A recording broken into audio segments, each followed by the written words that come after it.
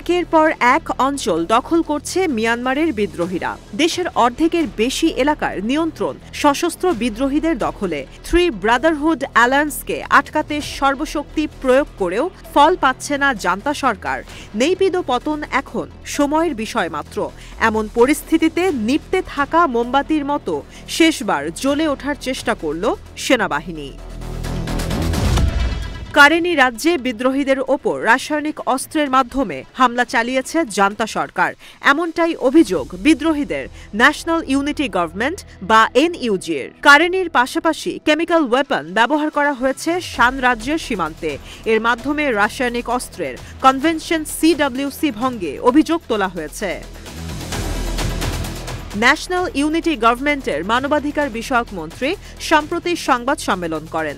এ সময় উ অং মিওমিন দাবি করেন, কেমিক্যাল ওয়েপনের ব্যবহারের মাধ্যমে যুদ্ধাপরাধ করেছে জান্তা সরকার।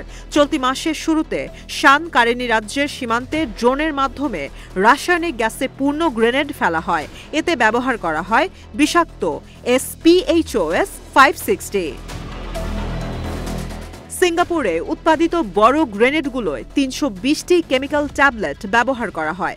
রাসায়নিক গ্রেনেড হামলার শিকার ৩ নং ব্যাটালিয়নের এক বিদ্রোহী যোদ্ধা জানান, প্রথমবার গ্রেনেড থেকে ধোঁয়া ছড়িয়ে পড়ার পর একে টিয়ার শেল ভাবছিল সবাই। নিঃশ্বাস নেয়ার কয়েক মিনিটের মাথায় শরীর ব্যথার পাশাপাশি ক্লান্তি ভর করে। অনেকেই বমি করে ফেলেন। বিষাক্ত গ্যাসের তীব্রতায় অনেকেই ঘুমাতে যেতে চাইছিলেন। এই হামলার পর বেশ কয়েকজন যোদ্ধা ও শিশু মৃত্যুর খবরও মিলেছে। এমন পরিস্থিতিতে জাতিসংঘে নিযুক্ত মিয়ানমারের স্থায়ী প্রতিনিধি সংস্থাটিকে ঘটনা তদন্তের আহ্বান জানান। যদিও জাতিসংঘের মতো আন্তর্জাতিক বিশ্ব অন্ধ, মুখ ও বধিরের মতো আচরণ করছে। ২০১৫ সালে কেমিক্যাল ওয়েপন কনভেনশনে সই করে মিয়ানমার। এদিকে রাখাইন দখলের পর ইরাবতী রাজ্যের দিকে এগোচ্ছে আরাকান আর্মি। ইতোমধ্যেই ২টি জান্তা চেকপয়েন্ট দখল করেছে বিদ্রোহীরা। ২০২৩ সালের নভেম্বর থেকে শুরু হওয়া এই অভিযানে দখল করা হয়েছে মিয়ানমারের পশ্চিমাঞ্চলীয় ১৭টির মধ্যে ১৪টি শহর, যার মধ্যে মংরু, তাঙাপ ও আনের পতন হয়েছে চলতি সপ্তাহেই।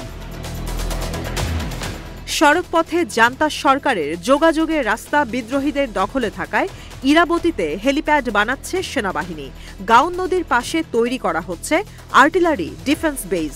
যদিও পতন সুনিশ্চিত জেনে ইরাবতীতে অবস্থান করা পরিবারের সদস্যদের রেঙ্গুনে পাঠিয়ে দিচ্ছে সেনা সদস্যরা।